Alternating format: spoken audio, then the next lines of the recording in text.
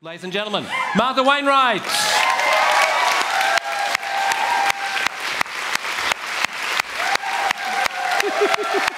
Hello. Hello.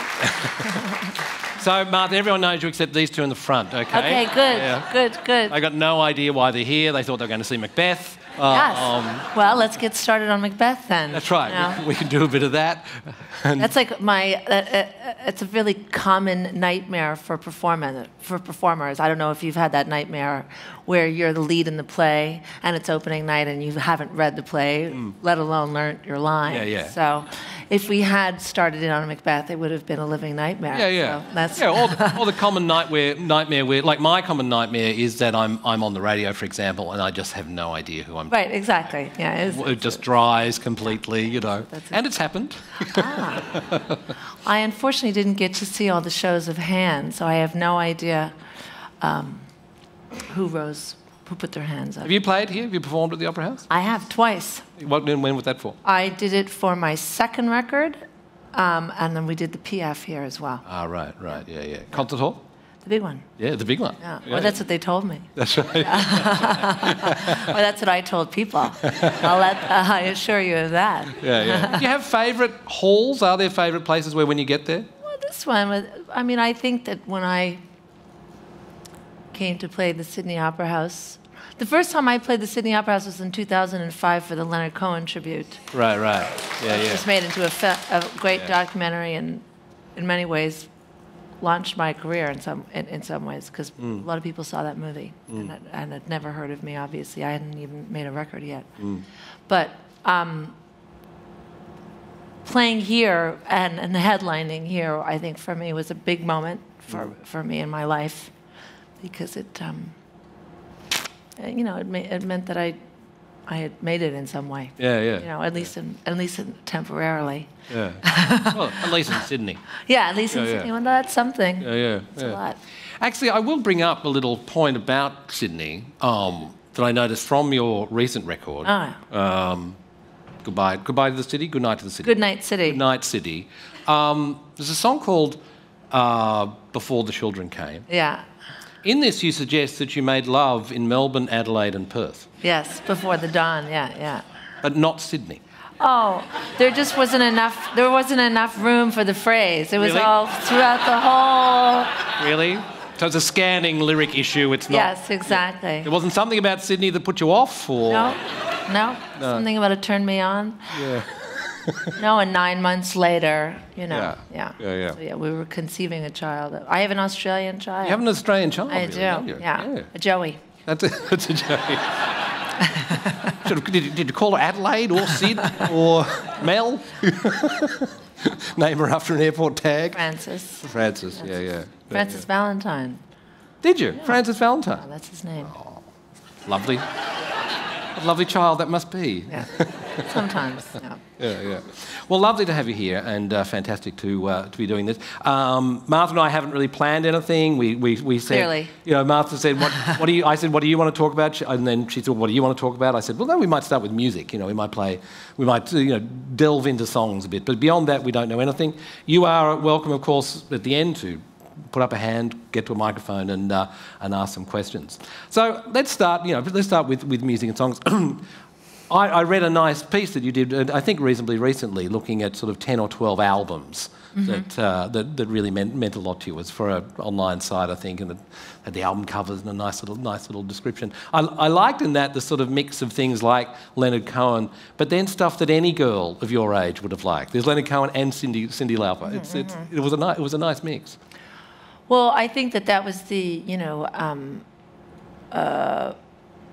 a balance that I always liked, playing on even as a young person, where I would listen to kind of intellectual type music or serious music, but then of course there's always room for important pop music, and I think Cyndi Lauper is a great example of that because I, like Prince or the Eurythmics, or of that era, because I was talking about when I was a kid, and of course Cyndi Lauper's record, She's Unusual, I was like 8 or something when that came out, so it was like a really big album, of course, for me.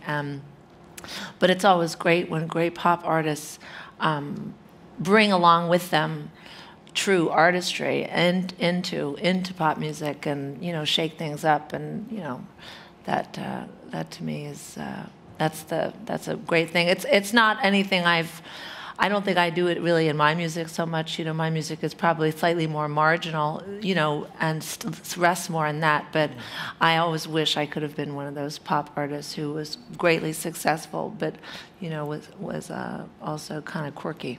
Does that mean you resist doing the things that might make it pop? Well, I've tried to make or to write a pop song, and I end up writing things like "We Made Love in Melbourne, Adelaide, and Perth," or using swear words, or getting a little subversive, and also really personal. And most pop songs aren't. That's not the winning combination necessarily for a pop song. Yeah. But I suppose we tend to think that someone sits down to write a song and the song comes out, whereas you're describing a sort of a more deliberate sort of process that you could craft pop if you really felt you wanted to. If I maybe I think I maybe I could, and I should try, because it would my accountant would be a lot happier. But I have this tendency to be very, very emotional when I write songs, and I don't know why that is. Maybe because I don't go through a process of writing every day, which a lot of writers do, where they sort of sit down and force themselves to work at it, and I have a tendency more to sort of take care of the kids, make dinner, run around, run errands, let life happen. And then after a few weeks, I become extremely nervous. And I'm like, why am I nervous? And it's because I haven't written anything, or I haven't played the guitar. Like, I feel like, oh my goodness, I have to, and all of those daily experiences are what feed the song, or what I'm feeling at that time, or the conflicts that I'm having, are what feed my songs generally. So that doesn't make for necessarily for very pop songs. And when I was younger, a lot of people tried to help me, including Rick Chertoff, who produced that album for Cyndi Lauper and who wrote some of those songs, Time After Time and things like that. And because I think people did in the music industry, when I was 22 or something like that, heard me play in clubs in New York, and thought, well, she can sing, and there's really something potentially there. And so we spent months trying to, he just spent months trying to iron out my edges, basically, right. And I really pushed back against it, although Cyndi had been my hero. But I knew. So this is a period where you're trying to make a pop album. Yeah, well, I was like, I think a part of me thought, this is the person I should work with. If he wants to work with me, why don't push it away? Because he also did Joan Osborne's What If God Were One of Us and things like that. So he really was able to take female singers and then make big records for them. Right. And interestingly enough, both those singers were kind of hurt by their first records, because it became very hard to duplicate that, and that's something that can happen, and they didn't get to write their own songs, because that's probably not what they would have written. Those are songs written by other people. And so they were singers, which is a great thing to be too. But I guess I realized at that early stage, after trying for a long time with this guy, that really I wanted to be a singer-songwriter, and I wanted to do it my way, and I didn't really want to listen to him, and so I backed out. I don't know, gracefully. I don't know how much things I've ever done gracefully, but I stopped going. Yeah. Oh, yeah. Has he called since? No. Yeah, so on that list there were things like, Leonard Cohen's I'm Your Man, Cyndi Lauper, Fleetwood Mac Rumours. Yeah. So that's what I mean. It was this nice mix of what all of us heard, of course, at the time, along with a few other things, perhaps television, that sort of stuff that weren't as prominent. But none of it seemed to be necessarily what I would imagine was the music coming through the speakers in your house as a youngster. Was music on all the time? I'm seeing this house with sort of music on all the time, guitars everywhere. I think a lot of people assume that. I think I grew up with my mother who was a songwriter, and there were a lot of instruments around. She played the piano, but she, she made dinner and brought us to school and made my lunches and, did homework with me. And when musicians, or at least the way I was brought up, listened to music, it was very intentional. It was never on in the background because it's kind of very distracting, And I think that musicians are also kind of jealous of one another, So I don't think that my mother wanted to hear a bunch of Joni Mitchell blaring out of I love Leslie Feist. Do I want to listen to her record all day long? No. Yeah. We're great friends, but I don't need to hear that, So, silence is good because it gives you space to think and space to maybe write a song. So it's also really important. And in terms of the records that I listened to the records of my mother's record collection with her, and it was an education. And she introduced me to things like Rumors, because I think she was hoping that Rufus or I might have more success and become famous, And so she would want us to hear these things alongside with Norwegian folk ballads, Bahamian slap guitar, Richard Cameron Burt, who were buskers in San Francisco, who no one's ever heard of. So it was really a mix of things that were completely unknown, marginal, but then also these gems of success that could maybe be sort of what you would want to achieve if you wanted to be in the music business. So like any of our parents who hoped we'd be doctors or something like that, they hoped you might be artists, creative, but successful ones. Famous, famous ones. Yeah. Did they say, did both your parents see their own career as not successful? I think at certain times. Yeah. Definitely.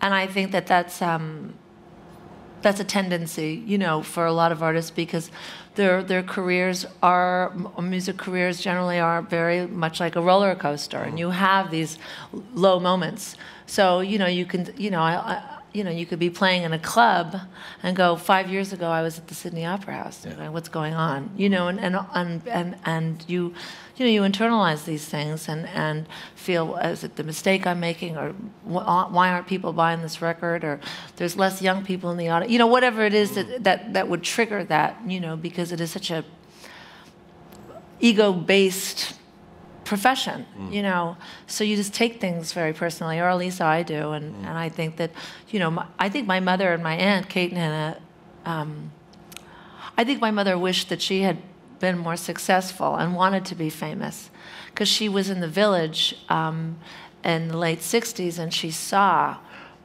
what people were doing, writing songs, and she thought, well, I could do this too. And then then she got married, and then she had children, and then life took over, and she made a decision to put her family first and her children first. She was essentially a single mother, and in many ways. I mean, my father, we didn't live with him. He was living more of the dream. He was out playing every night, supporting us and doing what he needed to do. But she did sacrifice her career for family.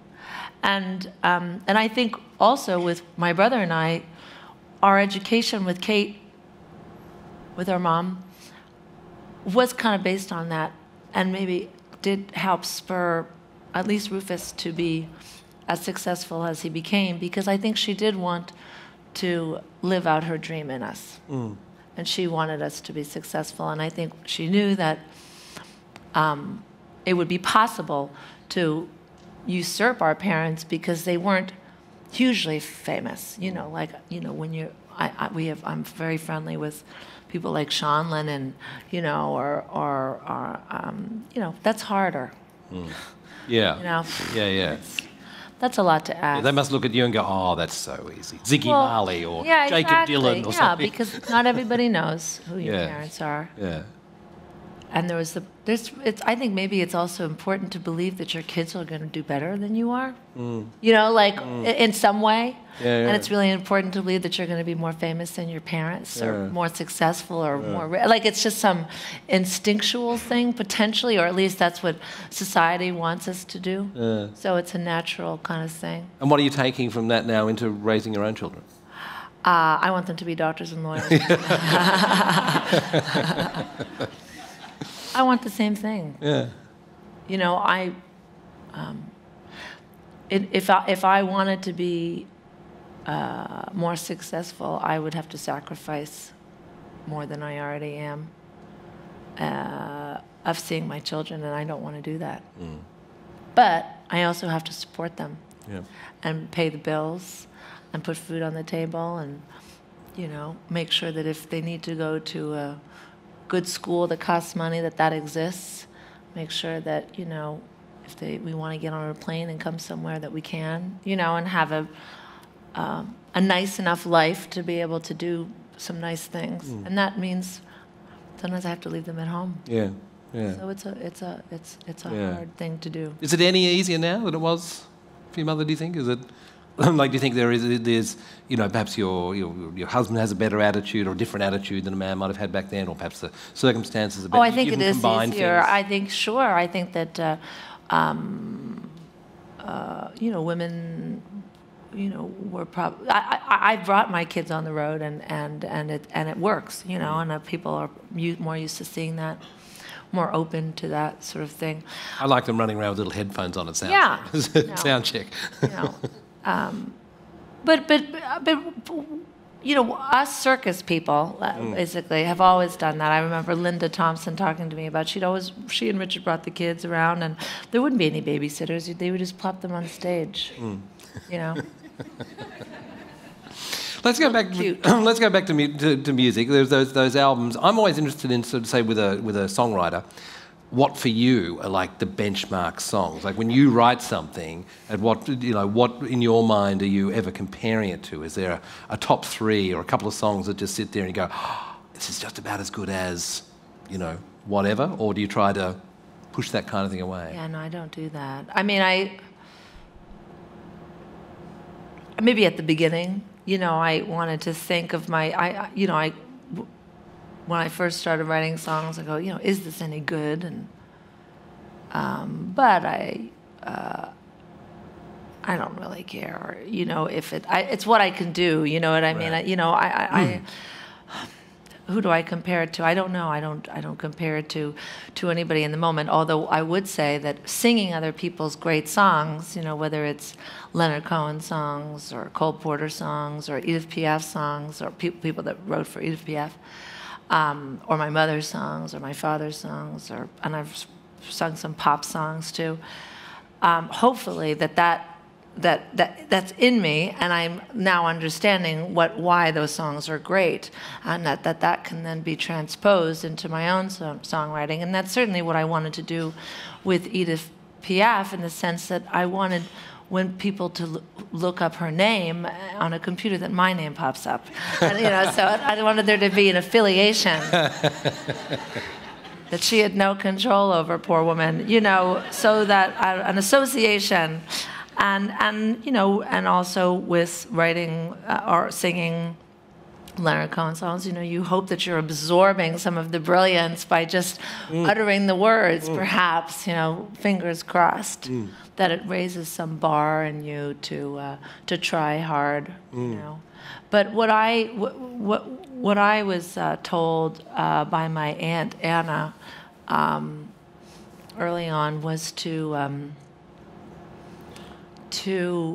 try and connect to the voice that was inside of me, talking to me, the voice that we all have, and have that connection be completely open between what comes out of my mouth and what's inside my heart or my stomach or my gut or whatever it is, and that voice and that person. And that was sort of my first guidance of how to write a song. So it wasn't so much, I wasn't so much up in my head going, oh, is this as good as Tower of Song. Yeah, Tower of Song. But, or more, is this really what I'm feeling, or is this coming out of me like a true form of art should just kind of flow out, you know. So it's instinctual. Like when you have that nervous feeling, Yes, a couple of weeks have gone by, you haven't written anything. It's part of that nervousness that the song is brewing. I think so. And then moments happen. Like when I wrote "Bloody Motherfucking Asshole." I wrote a whole song, and then at the end, I was playing the guitar, and at the end, those 4 words came out. And they came through me, and I just thought, well, that's funny, for one thing, which is good, because I like things to be a little bit funny, especially if they're really awful. But it was like, well, and I thought, I never thought, no, you can't say that. I never thought, right. No, I said, well. That's what I was thinking. To me, it was bigger than the actual truth. It was more like it's a created piece. You know what I mean? It just, right. Is it true? I don't know if it's true. Is it real? I don't know if it's real. It's bigger than me. And the thing of that song, because I got into a lot of trouble because I told the journalist it was about my dad, and they really ran with that, obviously. But it's like, it's not really about my dad. It's about a feeling. It's about an anger, and a resentment. And what was really obvious, when I started writing singing that song on stages, I would look out and everybody was singing along and they had their eyes closed and they weren't thinking about Loudon Wainwright. They were thinking about whoever they needed to think about at that moment. And I realized, okay, well, this is a much bigger, there's not even that personal anymore, this song. It has nothing to do with me. Yeah. It's kind of, it's a useful song. Which is a common thing, isn't it? Songwriters will often say this, or playwrights, novelists, I did the work, but then it went out and has a whole other life that they don't really seem to necessarily have control over. The reader or the listener starts to make it something else. Absolutely, and that's why hopefully people come to the show, I mean, I think they want to identify with what they're seeing in some way. The feeling I had listening to you in the last couple of days, to prepare for this, was that I had a feeling of sort of like, I saw you as being greatly involved in the texture of the song. Well, so much of your stuff has this really great, interesting textures, and I thought to myself, I bet you get that fairly early. I bet you there's this sort of sense of this is going to have this kind of piano thing and this shift and this kind of mood. Is that the case? Well, I think I always, although I wrote my songs on the guitar by myself, and I can perform them that way, and that is the fundamental song is generally just that, and the guitar part is very complementary to the voice for that reason, because it has to be able to be represented, my songs, with just a voice and guitar. I sought out musicians, though, that I liked, and from the beginning, and I've played with many, many different musicians, and I'm very open to trying things and asking people to do things. So I love asking people to play weird sax solos, and people to drum differently than they normally would, and people to play piano in an oddball fashion, and create those textures in the studio. Because although my music is very confronting potentially, and it really is kind of quite fundamental, on records, I like to make these kind of sonic leaps, and I think that probably is a little bit influenced by the McGarrigle sisters because of the way they sang. They used their voices, and on the records they are very produced. They have a lot of fun with music, and I think that and I really appreciated that. So instead of me being sort of like, I want this to be perfect, and you just hear a simple guitar, and then you just hear one little piano. It's like, I was like, let's throw it all in, and create these soundscapes, and then we can take stuff out afterwards. And it was just, I had so many feelings, I felt that the songs could take a lot of that stuff. Yeah. Well, they do, and it doesn't to me sound forced. Like sometimes you can go, okay, you've just gone a bit gimmicky and wacky or something like that. But whereas it never sounds like that to me at all. And that's why I thought, I wonder if you conceived this quite early, these sort of textures. Well, it's hard for me to know if because I didn't hear them in my head beforehand. Right. But always, I have heard some things in my head but at the same time, I think what it is that I always questioned myself as a musician because I was really in the shadow of my family and also terribly insecure for whatever reason, I don't know why. And so I didn't trust myself. And people have asked me, oh, did you come up with the arrangements on that song, on that first record? And I'm always like, no. Yeah, I did. You know what I mean? Like, wait a minute, if I think back to it, Yeah. I did tell that guy what to play. I did tell that girl what to play. And I think what oftentimes happens is maybe this is not, you know, maybe I'm putting a dark spin on it, you know, but I think as a young woman when I was in the studio,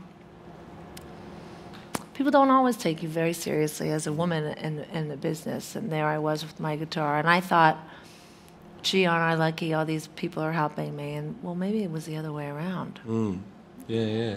Are you more confident now? Yeah. Yeah. You know, I want the second half of my life to be better than the first. Yeah. Yeah. And for that to happen, I have to believe in myself a little bit more. Yeah. Yeah. I just turned 40, so maybe that sounds like something of. Yeah. No, and is that coming from? So is the belief coming from? Well, I have made 5, 6 pretty good albums here. I am pretty good at it now. It took years. I can fill a room. Absolutely. Yeah. Because everyone, in my case, when I started, I was written about in newspapers, big newspapers, and everything started with daughter of person and sister of this. And so I was pushing all the time of, maybe I have been given this silver gagging spoon in my mouth. Maybe maybe I would not be a singer if it weren't for these people, or maybe I am just a product of these people, and I don't have any real voice or whatever it is.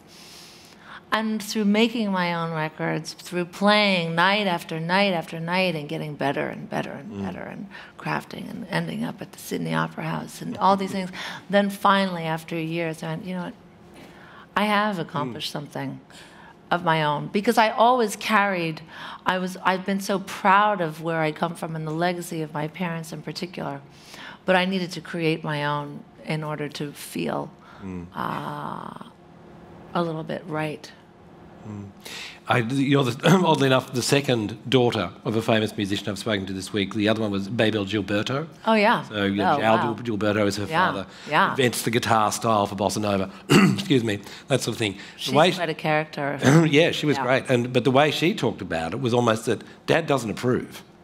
Dad doesn't like what she's doing. Dad still thinks she hasn't quite got it right, and that she doesn't play Desafinado correctly.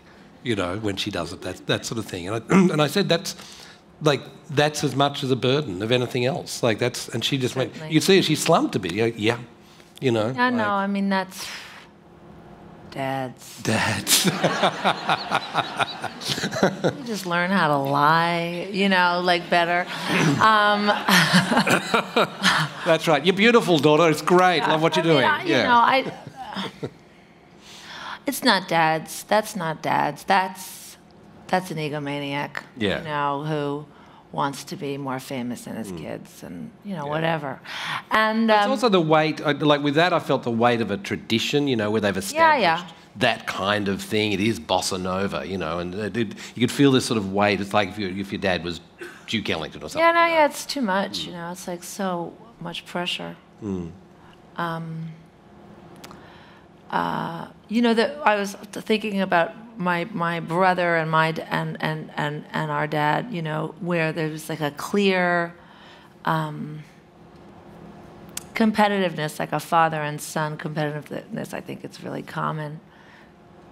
Not everybody, but I'm sure it happens a lot. And but they're not even in the same ring at the same time. Yeah, You know yeah, what I mean? that's It's right, like, yeah, why yeah. are you guys even trying to one-up the Yeah. other? It doesn't even make a difference. Like, apart from a certain tone of voice sometimes, yeah. you could almost go, really? You're his son? Yeah, and it's a different era, and it's a different type of music, and it's a whole different mentality. But it's still like, you know, I'm better than you. No, you're better than me. No, I'm better than you. No, you're better than me. Yeah. Watching them both on stage was just exhausting. Right. And then what's interesting is that to overcome it, really, you've just had to do the work that anybody else would do. You've just had to play 1,000 gigs and write a lot of songs. You know, right. so whether you have that to start with or Yeah. you start with nothing, it's Yeah. kind of the same Yeah. process, isn't it? Yeah. Yeah, and anybody who's seen Babel understands how incredible performer she is and an artist, really. You know, and certainly a character in her own right, and someone who's achieved a lot. So Yeah. Isn't it fun? Like, I really wanted to not dwell on your family. no, it's not possible. And it's not possible, Well, isn't it? I You know? steer it back to that too, and Yeah. you know, and I'm sorry for that. And we can talk about gardening if you'd like. No, but that's what I mean. But it's No, I because I can feel the weight of you sort of being over biographized almost, if that's a word. You know, like that the biography is constant. Well, I like talking about it. I don't like Yeah. it when other people talk about it. Right. Because that's then what intrigued me, that you're writing. I mean, you're halfway through writing a memoir or something like that. Is that right? It's due in 3 days. It's due in 3 days. Yeah, This is just avoidance, I've then, been isn't it? working on my Australian chapter, Right. and you laugh, but it's true. Southern Hemisphere. I don't know what I'm going to call it yet, but Right. Antipodes is always good. We always oh, like that. good. Thank you. God, I'm going to pick your brain later, It's steal all your yours. ideas, and It's on the old maps. You know. so I'm So due in 3 days. Well, yes, and that's like 2 years late. Right.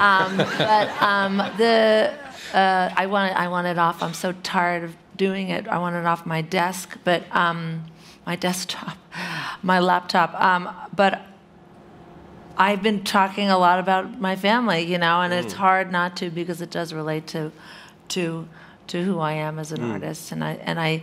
You know, for the longest time, you know, I pushed back from being compared to my family or talked about, and then now finally I've realized, why am I pushing? I just need to take advantage of these people and try and gain something from their success.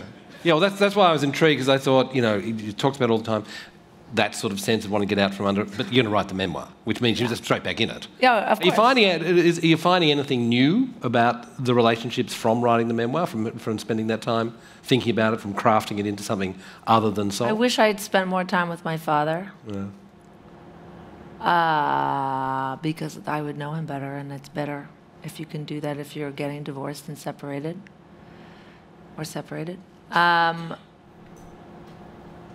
I wish I'd felt better about myself and listened to all the nice things that people said to me.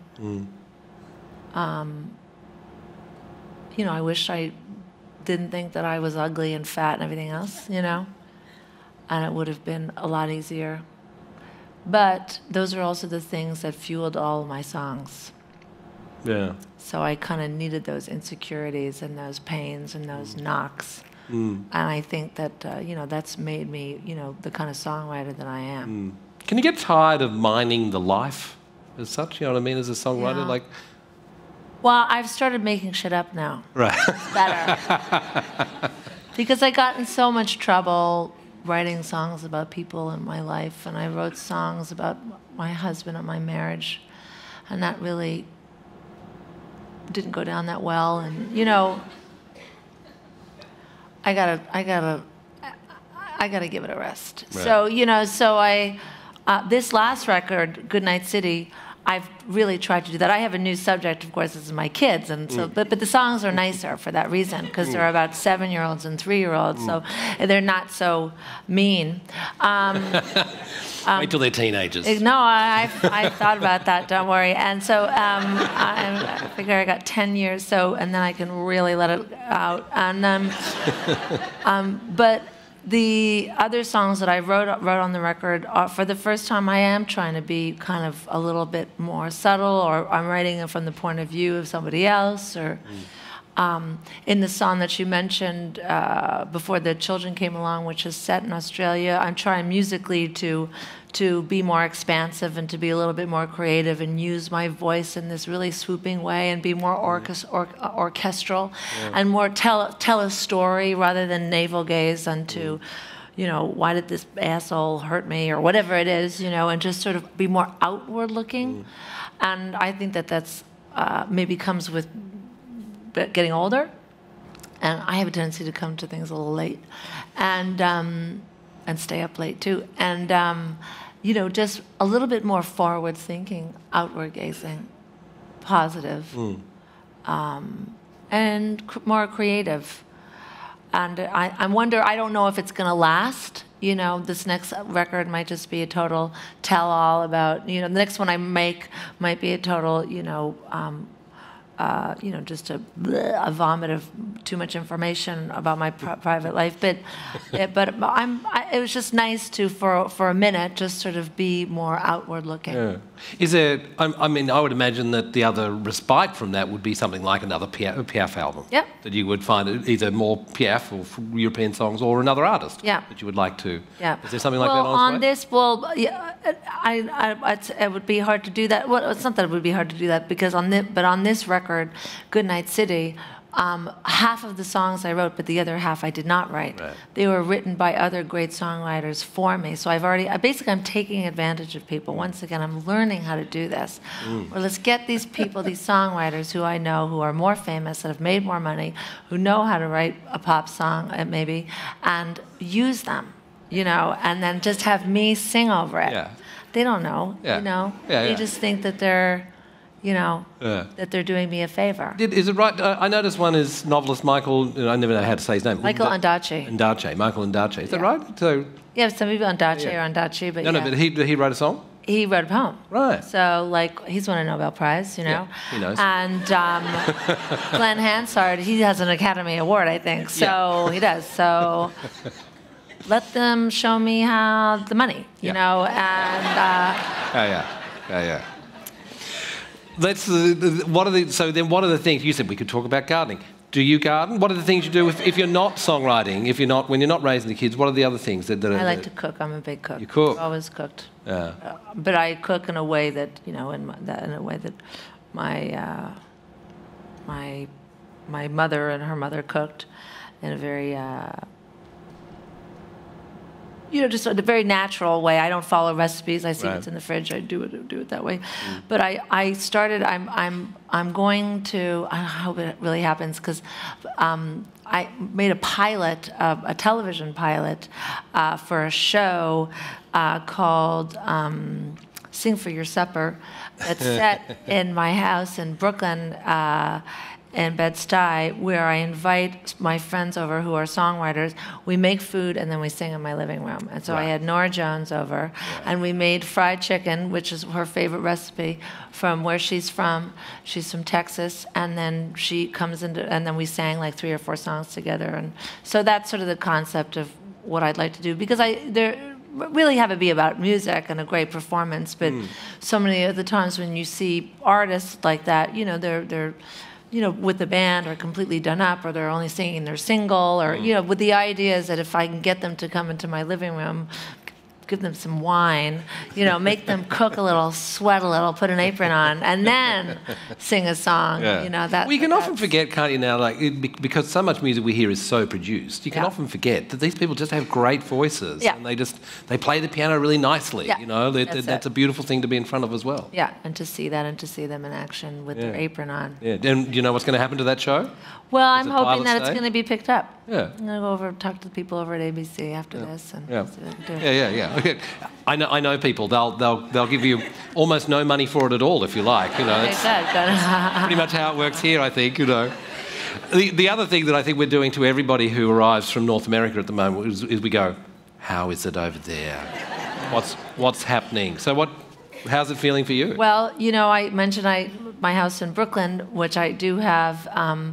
But 3 years ago, I had my Australian baby in Canada, where I grew up in Montreal, and we have not left. Yeah. We've stayed there. Yeah, yeah. Congratulations on the whole Justin Trudeau thing. That's right? very, very better, good. right? Yes, exactly, much better. And so, I go down to New York a lot to work and, check in on the house. I have like roommates and tenants and things like that. And I'm glad that we're in Canada right now, and I'm glad that the kids have their Canadian citizenship. And, people just look at me with their eyes going, can we come back with you? So I was actually in New York the night that Trump won for the election. I was there, and I was up at, of course, I assumed that Hillary Clinton was going to win, and I voted at the polling station in Brooklyn, where I was feeling like good. I was like, woohoo, skipping my step and everything. It's starting to become a where were you when Trump won thing, isn't it? Yeah, like, exactly. What were you doing? Exactly. How did you hear? And I was feeling great. I think I did an interview because my record was just coming out that week, and I was talking to a journalist. I was like, yes, I just voted for our first woman president, and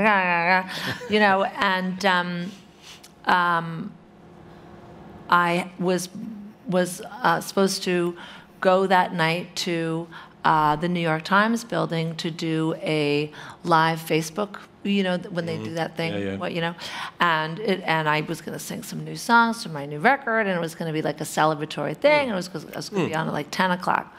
And I showed up there at like 9:30 at the New York Times in New York City, where both people, Trump and Hillary's campaign were there, their offices, in New York. And it was like, as you can imagine, the mood there was like crazy as the numbers was changing, and people were just like pulling vodka out of their drawers and just like totally freaking out. And then I went on, and I basically did bloody motherfucking asshole for free. I was like, the whole tone, everything had changed, but it was so amazing to be there and be like, and just see the fear that came over these people's faces. And then I did a television show the next day and wore a pin that said "fuck the president," and thought maybe I should leave this country before I get arrested. So I quickly got on a plane and went back to Montreal. And is it palpable in the US, like when you're back in Brooklyn,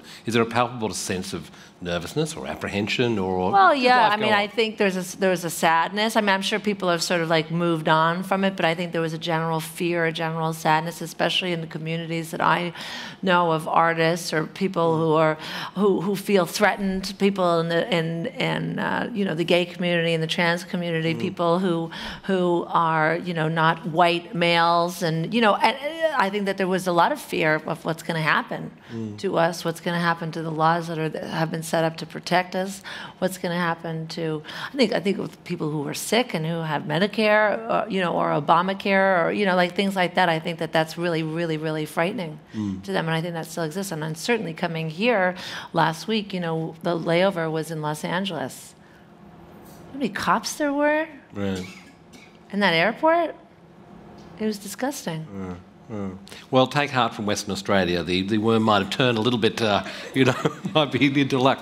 Now, if you'd like to ask a question yourselves, you can head to the microphones. There's one there, and there's one up the top there. So, jump up, leap out, enthusiastically go over there. This is your chance. Careful, don't fall. It's dark. Don't fall. That's true.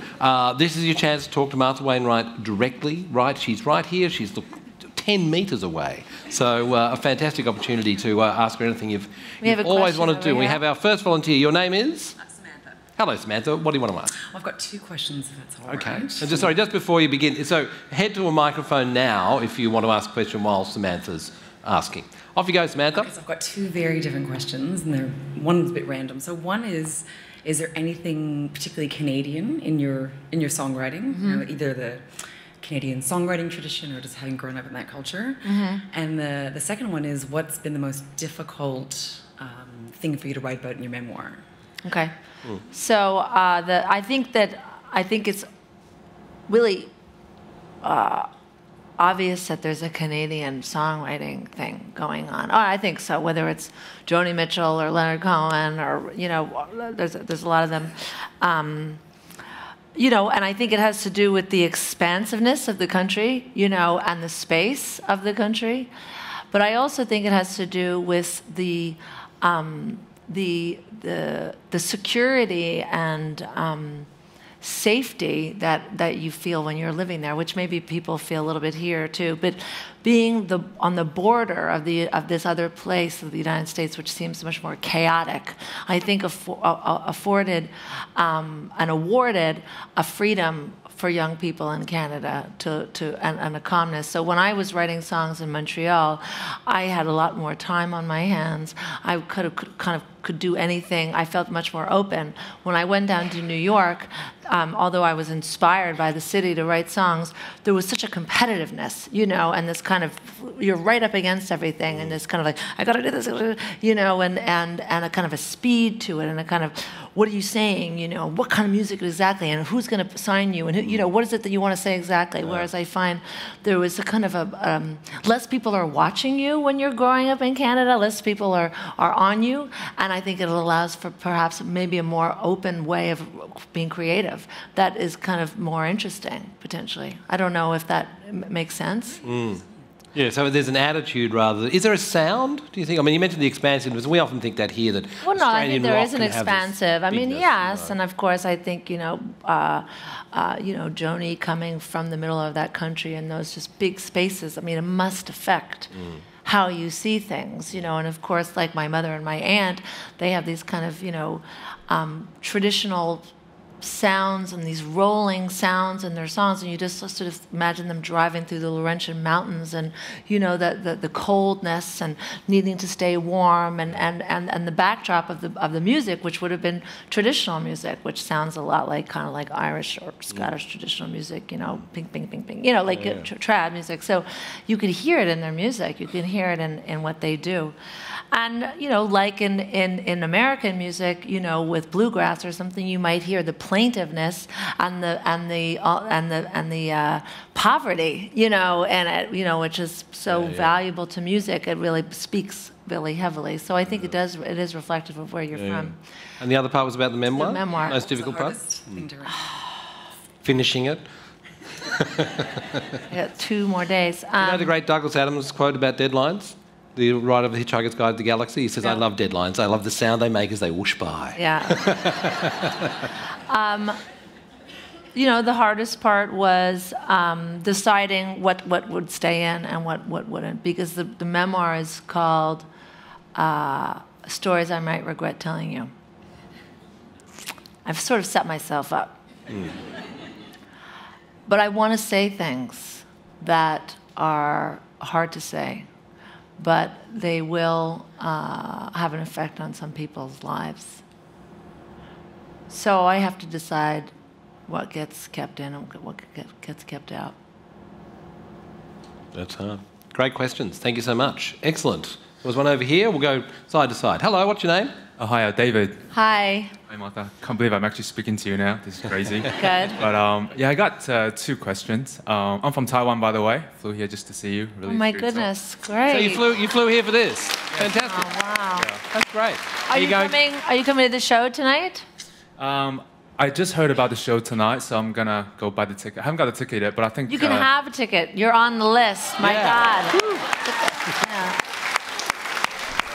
I think I just forgot the question. Right,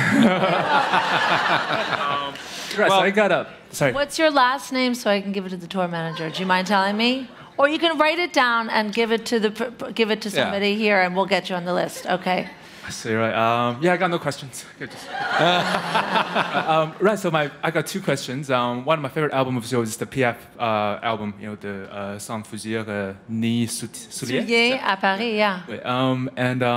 Yeah, I'm just, I think something when you sing French, it's just takes me to another place. I'm just wondering, have you ever, like, do you ever compose songs in French, and have you ever considered not singing other people's songs, but release your own personal album in French one day? Well, it's hard because, you know, French is hard. I speak French. I went to school in French because I grew up in Quebec. But it's not really my first language. And writing songs and poetry and a language that is not your first, basically I'm not Nabokov, I guess, you know. Right. And I've tried. It's pretty difficult. But I did make a record of another record of French songs that's not that well known because it was for a Quebec television show so it was only released in Quebec. It's called Trauma, the record. But I translated 4 of my own songs into French. I've dabbled it that way a little bit, but it's hard because it's not. When you're writing, you really want to know as much about the language as you can. You'd have to be hearing it, wouldn't it? Yeah. Those phrases would have to be there. Yeah, I mean, I wrote a little bit on this, but like for instance, on this last record, Goodnight City, I have a song that's half in French, and I wrote all that, you know. But. Thanks for the answer. Yeah. And another question is, like one of my favorite songs of your new record is the last song called Francis. Yeah. And I've learned that it's actually written by your brother. Yeah. Just wondering, you know, to touch on the insecurity issue you mentioned a bit earlier, have you ever thought about go up to Rufus and go, okay, here's one of my songs and sing it, you know? So yeah, you know, I think you two are both great. You know. Thank you. Well, I think I think what's great about that song. And what my intention was with the record and asking people to write songs for me is that I wanted them to sound kind of like me duetting with these people, you know. So when you ask Rufus to write a song, you want it to sound like Rufus. So, and it does. He's playing the piano on the song, and it has obvious his melodic sense is in the song very much. And I think it is kind of fun for people who are fans of both of us because it really lets us be the two. It combines us. You know, it's like a Martha Wainwright, Rufus Wainwright sandwich. And maybe not everybody's taste, but, you know, some people might like that. And I think that Rufus and I are now that we are, you know, we've both accomplished a lot, you know, that we are definitely hovering around the idea of making a record together. And, you know, I think about all the time, I'm thinking maybe I'll just make a record of Rufus Wainwright songs, you know. And, but you know, I know that there's some songs of mine that he's interested in singing. So I think that would be a nice way to sort of really honor each other and, you know, express our love for each other. Fantastic. Yeah, David, thanks, Martha. Great questions. President of the Taiwan Martha Wainwright Fan Club. Fantastic. Don't forget to get us your name. That's right. Get your name and we'll make sure you get there. There's a microphone at the top there. Is anybody at it? I can't quite see. There's a young woman up here. Over here, but head to the mics if you want to ask a question. Yes. Hello, I didn't fly in from Taiwan, unfortunately, but I did take the train from the inner west. Quite a journey.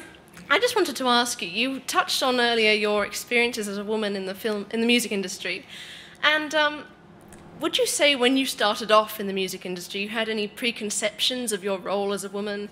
And were they changed or even reinforced as you started to experience it?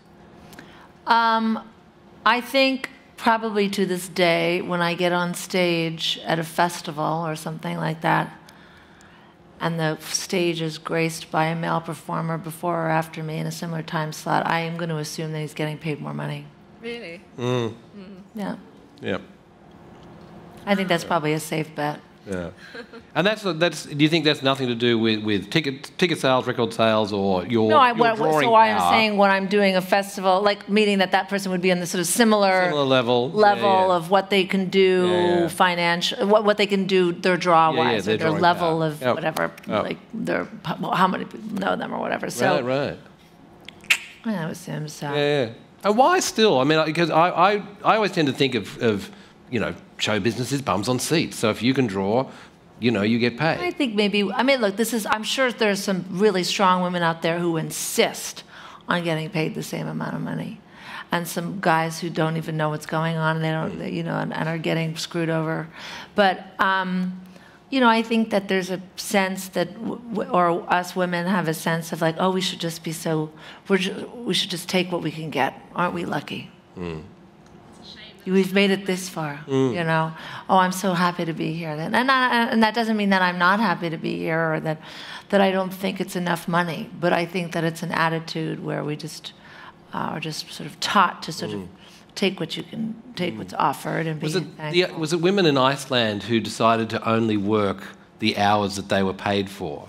So if they were being paid 25% less, they knocked off at 4:15. You know. Okay, yeah, So you yeah, should yeah. just do like, that's it, 7.5 songs. Yeah. I'm done. Did you have a follow-up? Yeah. I was just going to say, when do you think that will change? Do you think we're on the verge of a difference here, or do you think we're still a while away from that kind of thinking? Well, I would think in terms of something like that, in terms of something set up by the infrastructure of the music business, it's not until positions are held high up by other women that it will change for real. You know what I mean? I mean, you can slap people on the wrist and say you got to change, you got to pay her the same amount of money.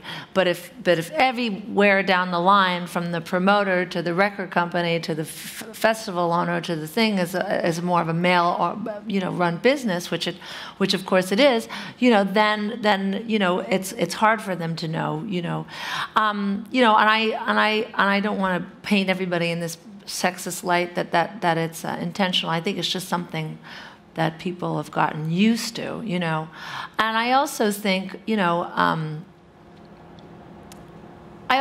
really important to do what you want to do.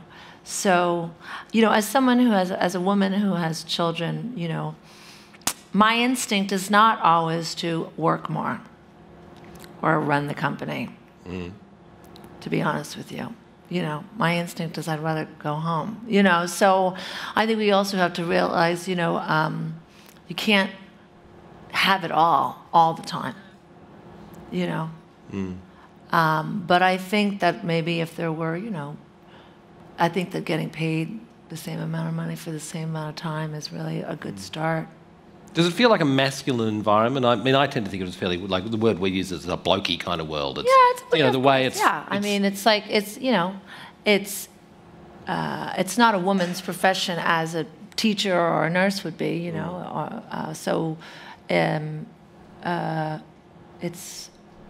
are lots of women.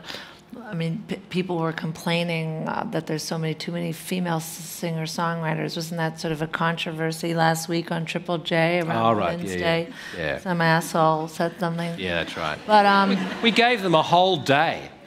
Yeah. We gave them a day. Come on. Exactly. How many guy rock bands are there? Yeah. Yeah. Well, there's an electronic music festival here this weekend that is all guys. Yeah. And there's been a sort of controversy about it. Like, really, you couldn't find any women? Fantastic. Excellent. Thanks. Thank you. I hope that. Good point to bring up. Excellent. Yes, sir. My Name? name's Michael. I'm from Adelaide. Hi. Thanks for having sex in Adelaide. Yeah. Was it a WOMAD baby or? Yeah. No. No. No. And Rufus is in WOMAD tomorrow. Yes, he's on the plane right now. I'm going to Adelaide tomorrow for the show Q&A. Cool. Oh, right. We're doing it there. Yeah. Good. Check it out when I get home. My question was, your role in Olive Kitteridge. Yeah. Which is a great little show, anyone who saw it. It's fabulous. I'm just wondering, how that was and whether you'd consider doing more acting. Or... Well, when I went to school briefly in college, I went to acting school because I thought I wanted to be an actor. And then I realized it's more fun to be a singer. But Olive Kitteridge is this HBO show that was made by Frances McDormand, based on the book, by the great book. The name of the author is escaping me. Elizabeth Strout, thank you very much. Frances, as I like to call her, is a fan of mine. And she once wrote me a letter on a white tablecloth, like a paper tablecloth from a fancy restaurant. I wasn't there, but she was with a friend of mine. And she goes, "I want you to give this note to Martha." And I talked about how great a singer I was on the Piaf record. And needless to say, that's framed on my wall. But then we became friends, and she thought of me for that role. And so I auditioned for the role. I had to audition. I got the part based on the audition, but they sought me out. And so that's really good. If that could happen every day, that would be great. Since then I've done some auditioning, and it's hard. It's really auditioning's awful. When you have to go in there and compete for these roles, it's really. Do you seek it much? Pardon me? Do you wait until things come to you, or are you I seeking try it out? and wait because it makes more sense. I'm not really a professional actor, you know. To go into an audition up against real actors, you know, who have experience with auditioning and know how to like cry on a drop of a hat, or you know, I think I would struggle with that. So if somebody asks me, then I'll go in. Right. And I've gotten pretty close to some things, and I'd love to do some things, but that was an incredible experience because that was I got to be thrown into with these amazing actors with actually amazing production, and I felt really lucky. Aging lounge singer, you're sort of Yeah. preparing for another career. Oh yeah, no, it was easy. It was something I made. It was easy when I play a lounge singer who plays the piano, and they put a lot of prosthetic makeup on me, and they aged me to about 75. I didn't look so beautiful in that show, but I had to let go of that. That's great. Thank you. Fantastic. Thanks, Michael. Excellent. Yes. It's Mark here. Hi. I've been following your dad since his first album and the whole family forever after that. So 5 years old and all Oh, those great. songs. I was just wondering if you've got any particular favourite songs of your dad's and Rufus and your mum. I've heard you sing Pretty Good Day Yep. of your dad, so Yeah. I'd just be interested. You know, I think, you know, I think my dad is like, I don't know, maybe because he worked so hard, you know, or just his attitude. He's the most underrated, one of the most underrated songwriters of his era because he's just like such a great, incredible songwriter who's able to sort of crystallize huge subjects in a 3-minute song, you know, and just put it perfectly, you know, with humor, but also with gut-wrenching sadness, you know, and of course, such a great voice. You mentioned the song 5 Years Old, which I think is like so, just puts me to tears every time I hear it. It's a song about me that my dad wrote because he couldn't make my 5th birthday. And interestingly enough, 2 years ago, I didn't make my son's 5th birthday. It was an awful feeling. Yeah. And songs, well, I've sung One Man Guy, which is a great song. I've been wearing this T-shirt since I've been here of vintage merch, a T-shirt, a tight T-shirt that says Rufus is a tit man. I kind of want to cross out the tit and put dick, but I think that's going to be, it's a little rough. I don't know if I could sing that song because it would be hard to sing that one. I'm trying to think of beautiful songs. I mean, I just see him doing them. You know, it's so hard because I just associate him with those songs. You know, White Winos is such a great song about his mother, you know. But, yeah, he's one of the best. It's interesting when you say sort of... So it was Hitting You.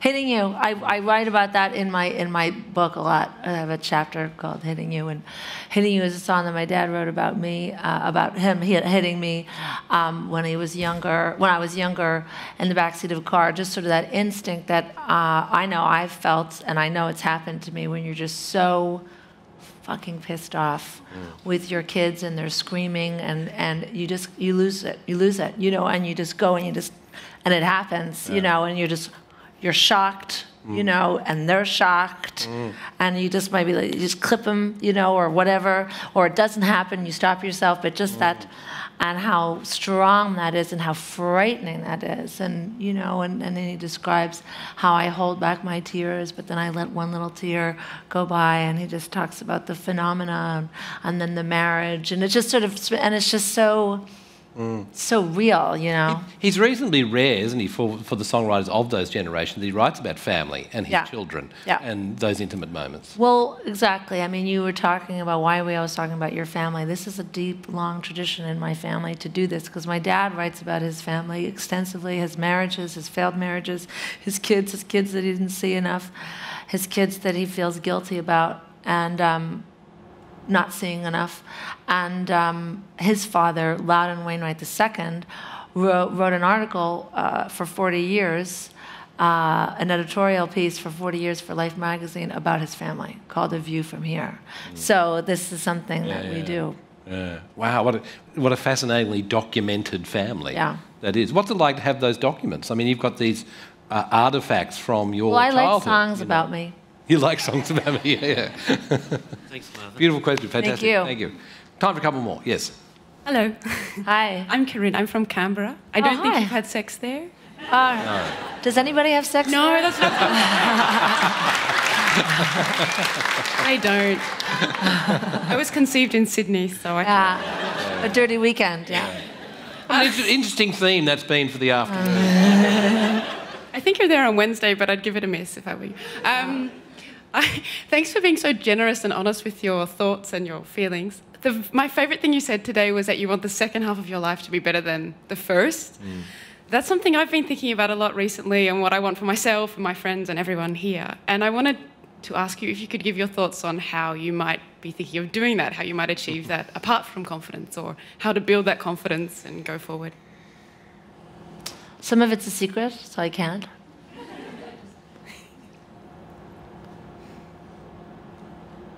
For me, you know, confidence is the big one. But I think that someone remarked on a show that I did recently, and then a person said the same thing a couple of days later, and I really liked the idea of it. And they came to they were speaking in French, and they saw me play, and they said, "Merci pour ta liberté," thank you for your freedom. And they used the word freedom, and that they thought that I seemed like I represented a freedom, and that I seemed very free. And I thought that that would be a nice way to start that next era and just sort of remove some of the shackles, whether they're shackles of addiction or shackles of insecurity or people that aren't right for your life, or you know, to start making those decisions to free yourself up of some of those things, to really be able to take off. So that's sort of my goal. I don't know if that's helpful. I think that's extremely comprehensive and useful. Thank you. Thank you. Thank you. Get out of Canberra. No, just kidding. Yes, one more. Hi, my name's Fran. I wanted to ask you, Martha, about forgiveness, specifically in relation to a lyric that your brother wrote. The lyric is, "My mother's in the hospital and my sister's at the opera." Yeah? How do you find forgiveness? Well, wait. How do I find forgiveness? But related to those two lyrics, or related to? I know how hearing that lyric felt for me, and I can't imagine how it must have felt for you, given what you were dealing with at your life. Right. Okay. Sorry. Now I understand your question. So, because I was away when my mother died. Yeah. Well, I was away when my mother died because I was at the hospital with the baby in an incubator in England. And, you know, my mother and I knew that I was in the right place, you know, because when you have a dying mother in one country and a baby in another, you have to go with the new life, you know. That is the choice that you make. That is the choice that she wanted me to make, you know, and we talked about it. So I think that she forgave me for not being there. Although, you know, when I flew back the day that she died and I saw her, you know, I spent several hours, you know, whispering in her ear, this was just hours before she died, you know, that I was sorry and sorry for everything. But I think she forgave me. I think she wanted me to be there with the baby, and she knew that I had to be, you know. I think the harder part was, you know, I was just, you know, was focused on the baby who was born so premature and sick that, you know, my mother died at that time, and then we went back for the funeral, and I got the baby home and all this stuff, but I wasn't able to process her death at the time because I was consumed with something else, and I think that made it a much longer and painful mourning process that I'm only just getting over now, 7 years on. Thank you. Thank you, Fran. They were great questions too. And a round of applause for those excellent questions. Thank you. Really great.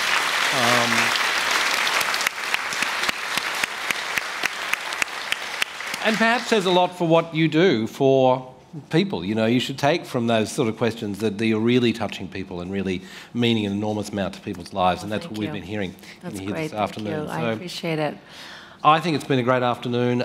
Such a pleasure, and thank you so much for your openness as well. Thank and you very, for very talking with much. us. Martha Wainwright, ladies and gentlemen.